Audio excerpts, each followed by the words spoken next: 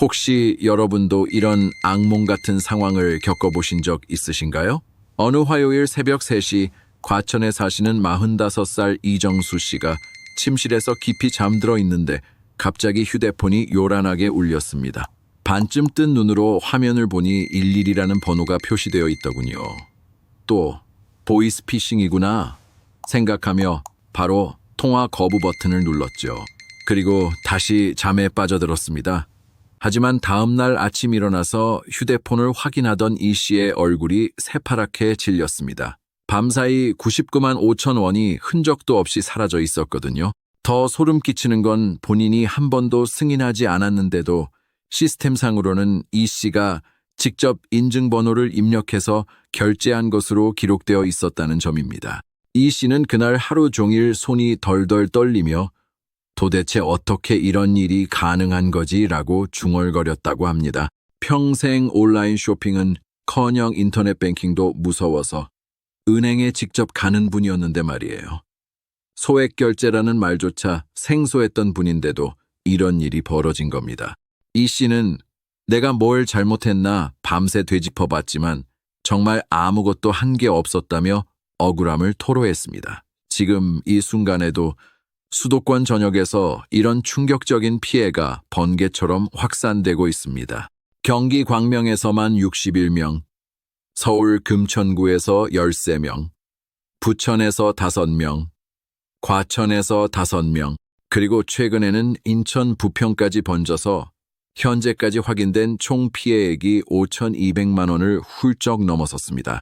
가장 무서운 사실은 피해자 대부분이 디지털 기기를 평소보다 더 조심스럽게 사용하던 50대 이상 중장년층이라는 점입니다. 이분들은 모두 한결같이 이렇게 말씀하시더군요. 나는 이상한 문자도 안 눌렀고 수상한 링크도 절대 클릭하지 않았는데 도대체 어떻게 이런 일이 생겼을까요? 목소리에는 당황과 분노가 뒤섞여 있었습니다. 어떤 분은 평생 저축한 돈이 하루아침에 날아갈 수도 있다는 생각에 잠을 못 잤다고 하시더군요. 그런데 더욱 충격적인 진실이 드러났습니다. 이번 사건은 우리가 알고 있던 보이스피싱이나 스미싱과는 완전히 다른 차원의 공격이었거든요.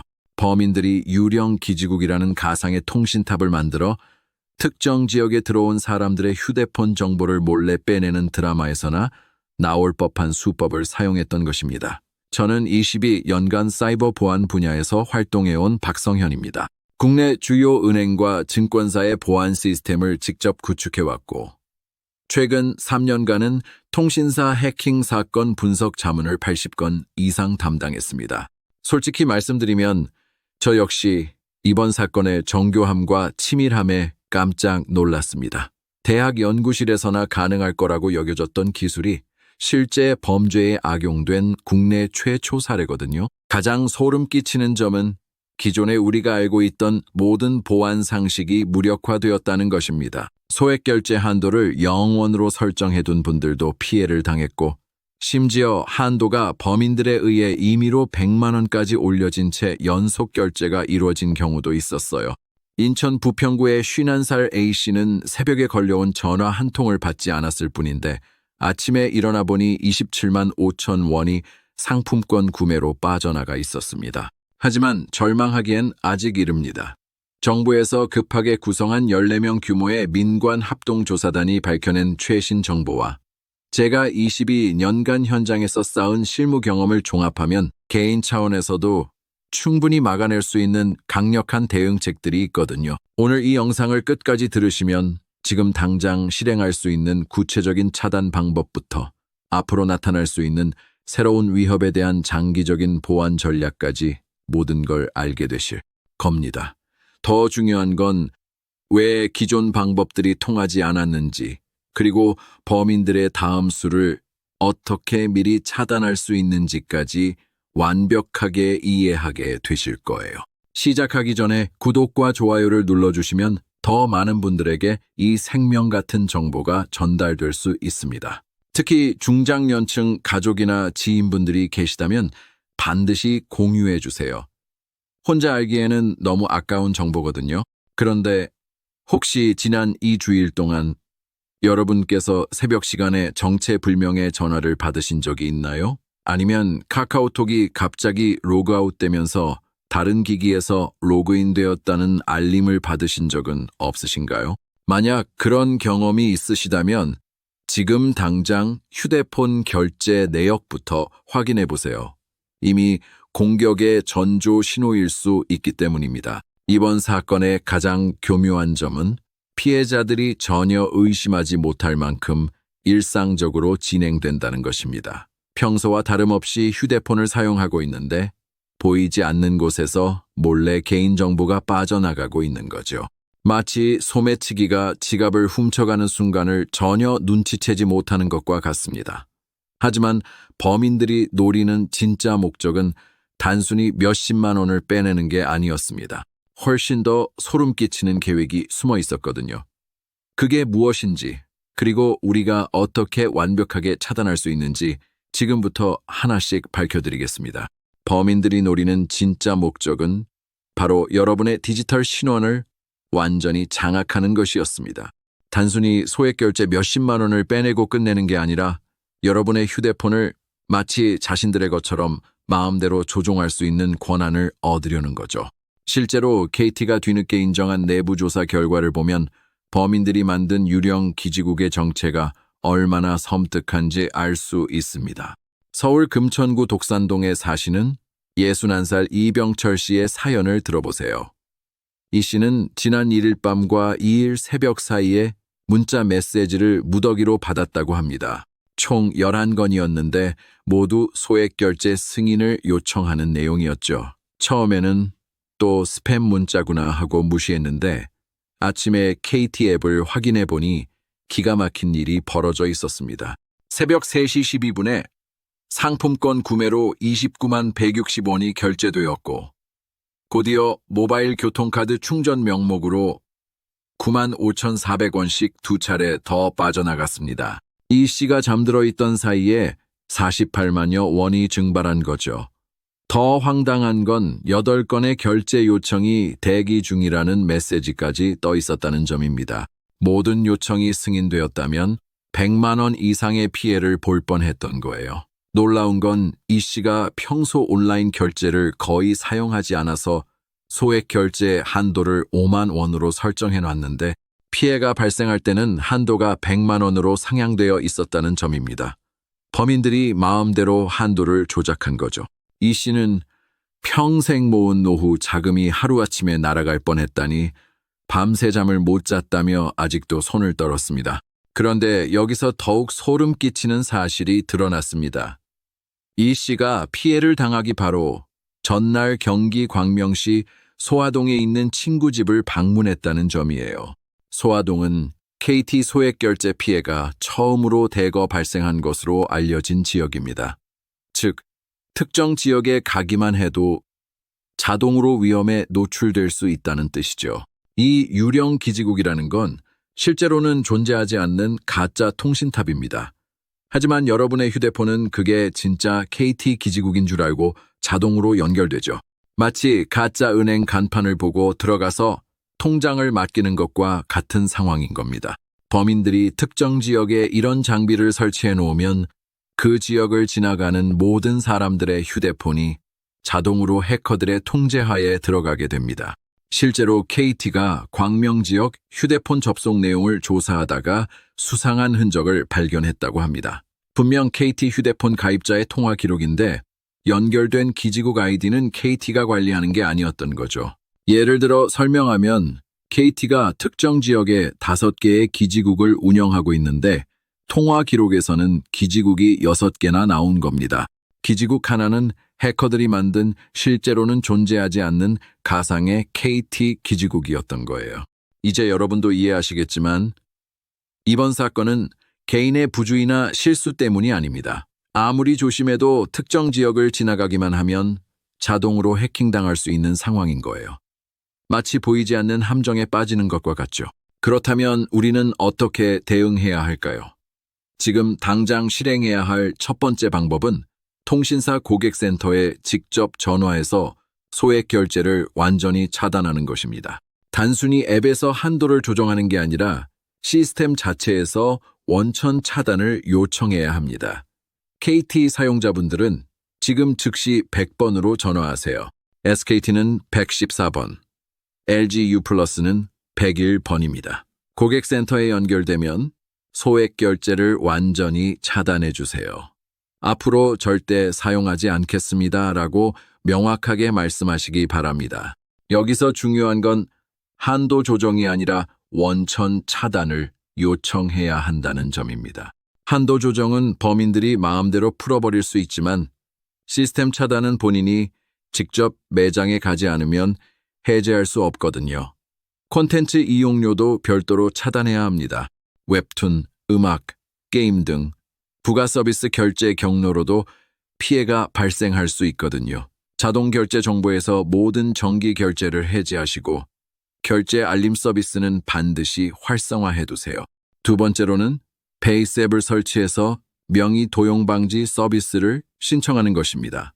이 서비스를 활성화하면 여러분의 주민등록번호로 새로운 휴대폰이나 알뜰폰 가입을 시도할 때 본인에게 즉시 알림이 옵니다.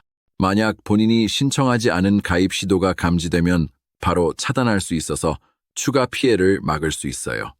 세 번째는 카카오톡 보안 설정을 강화하는 것입니다. 설정 메뉴에서 카카오 계정으로 들어가서 국가별 로그인 제한을 활성화하고 2단계 인증도 반드시 설정해 두세요.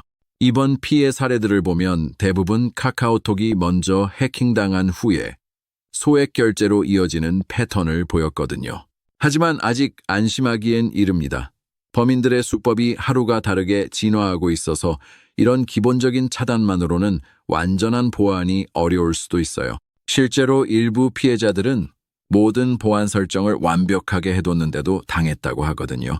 그렇다면 이런 상황에서 우리가 놓치고 있는 건 무엇일까요? 범인들이 사용하고 있는 더욱 정교한 수법과 그에 대한 완벽한 대응책이 있습니다. 다음에는 전문가들도 놀란 범인들의 최신 진화 기법과 그것을 완전히 차단할 수 있는 고급 보안 전략을 공개해드리겠습니다. 전문가들도 놀란 범인들의 최신 진화 기법을 공개하기 전에 한 가지 충격적인 사실을 알려드려야겠습니다. 혹시 여러분 중에서 알뜰폰을 사용하고 계신 분이 있나요? 만약 그렇다면 더욱 주의 깊게 들어주세요. 이번 정부 조사 결과 피해자의 상당수가 알뜰폰 사용자였다는 섬뜩한 사실이 밝혀졌거든요. 범인들이 특별히 알뜰폰 사용자들을 먼저 노린 치밀한 이유가 있었던 것입니다.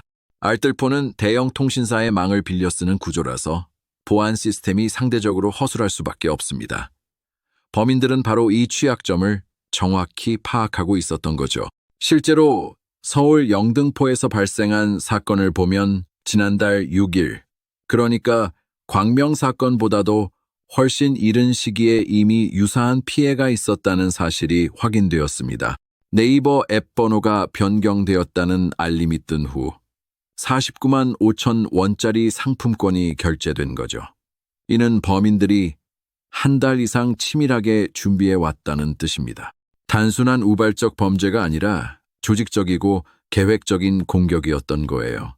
그런데 정작 KT는 이 사실을 전혀 몰랐습니다. 심지어 언론에서 첫 번째 사건이 보도되었을 때도 해킹 정황은 확인된 바 없다며 자신들의 책임이 아닌 것처럼 강조했거든요. 하지만 범인들의 수법은 여기서 끝이 아니었습니다.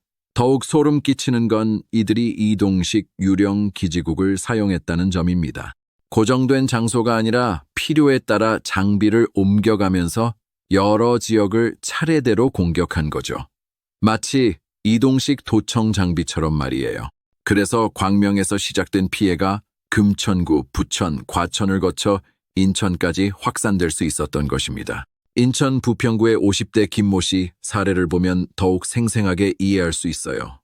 김 씨는 지난 5일 새벽에 잠들어 있던 중 휴대폰으로 전화 한 통이 걸려왔습니다. 당시 깊이 잠들어 있던 김 씨는 받지 못했는데 알고 보니 누군가 다른 곳에서 김 씨 카카오톡 계정으로 로그인을 시도해서 본인 확인차 걸려온 전화였던 거죠. 전화가 온 지 9분 만에 김 씨는 가입하지도 않은 상품권 사이트에서 자신이 결제 관련 문의를 했다는 내용의 문자 메시지를 받았습니다. 누군가 김 씨 계정으로 상품권 50만 원 어치를 사려다 막히자 김 씨인 척 문의하는 글을 남긴 겁니다. 5시 55분에 정지 해제 문의 신청을 김 씨 번호로 했고 거절당하자 다시 또 문의를 했더군요. 김 씨는 이 시간에 제가 자고 있었거든요 라며 소름 끼친다고 했습니다. 김 씨의 딸은 아버지께서 평생 조심스럽게 사셨는데 이런 일을 당하시니 정말 억울하다. 나이 드신 분들을 이렇게 속이는 범인들이 너무 밉다며 분노했습니다. 더 놀라운 사실은 범인들이 단순히 소액 결제만 노린 게 아니라는 점입니다. 피해자들의 휴대폰을 마치 남의 것처럼 마음대로 조종할 수 있게 만들어버렸다는 증거들이 발견되고 있어요. 인증서를 통째로 탈취하고 다른 온라인 서비스에도 무단으로 접근할 수 있는 권한을 확보한 거죠. 즉, 소액 결제는 시작에 불과했다는 뜻입니다. 그렇다면 우리는 어떻게 이런 진화된 공격에 대응해야 할까요? 앞서 말씀드린 기본적인 차단 방법만으로는 부족할 수 있습니다. 더 강력한 보안 조치가 필요한 상황이죠. 먼저 휴대폰의 위치 서비스 설정을 점검해 보세요. 설정에서 개인정보 보호로 들어가서 위치 서비스를 확인하시면 어떤 앱들이 여러분의 위치를 추적하고 있는지 알 수 있습니다.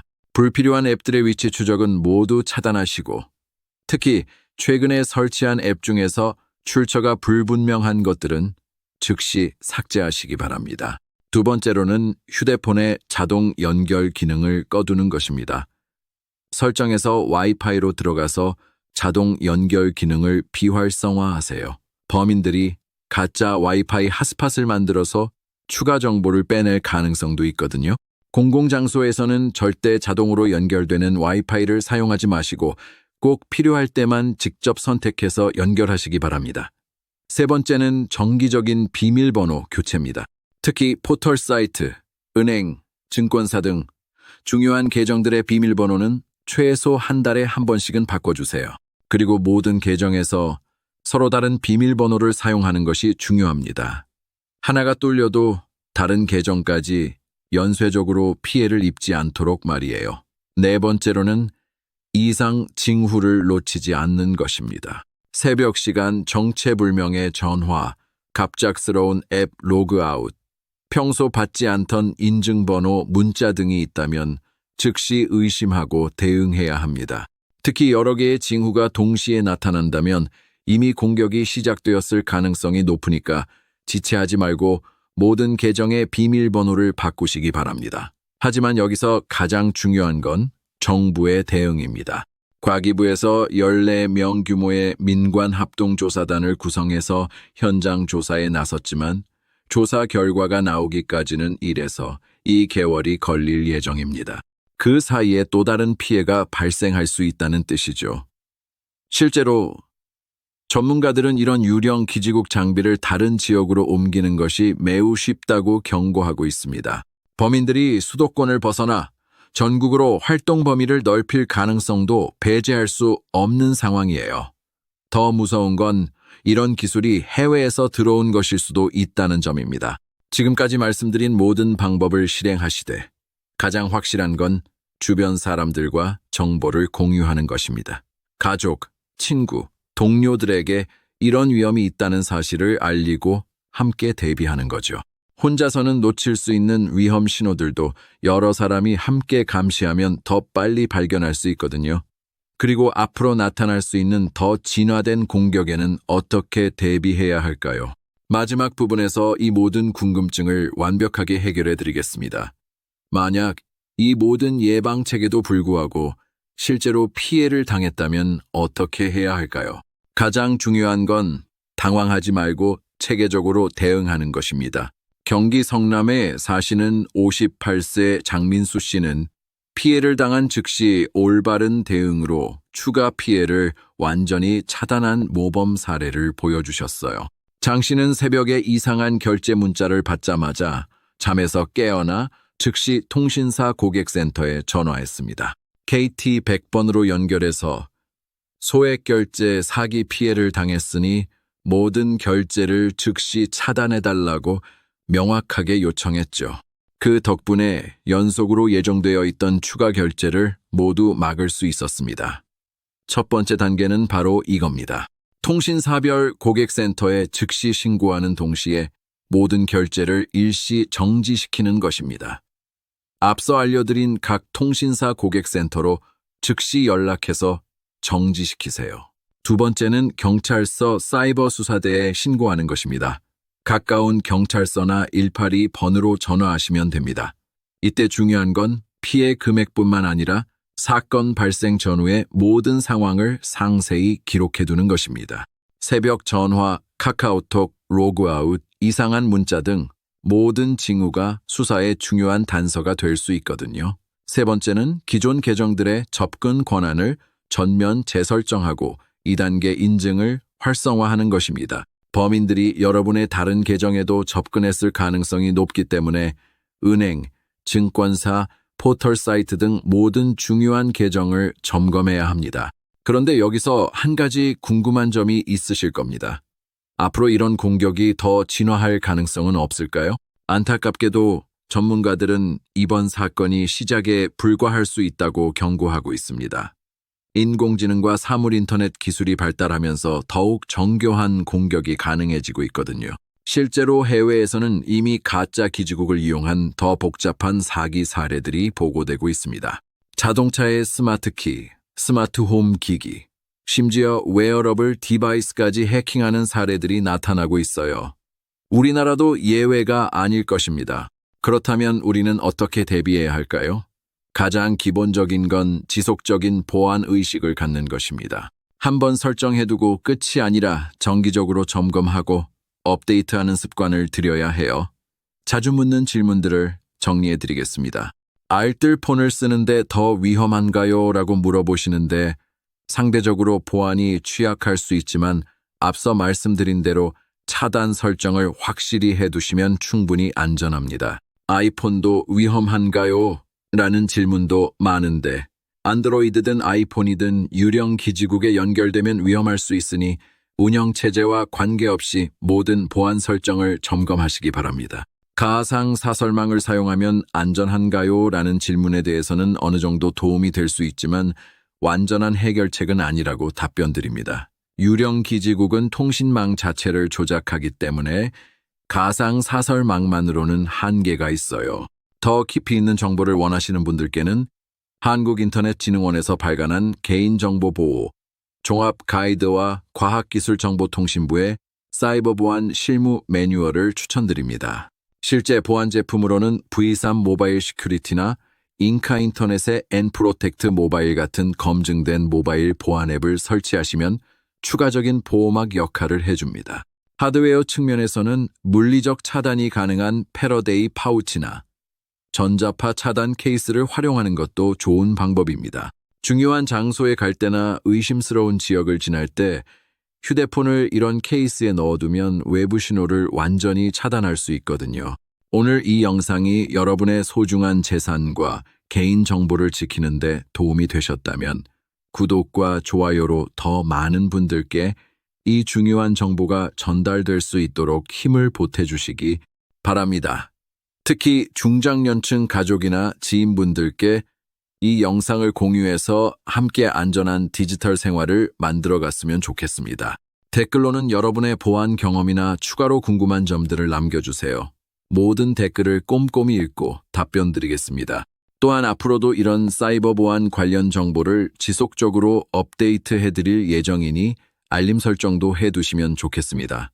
마지막으로 꼭 기억하세요. 디지털 위협은 계속 진화하지만 우리도 함께 진화할 수 있습니다.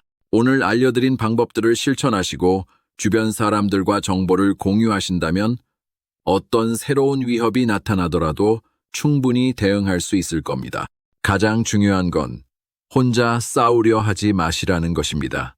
가족, 친구, 이웃과 함께 정보를 나누고 서로를 지켜주는 것이야말로 가장 강력한 보안입니다. 여러분 모두가 안전한 디지털 세상에서 행복하게 생활하시길 진심으로 응원합니다. 끝까지 들어주셔서 감사합니다.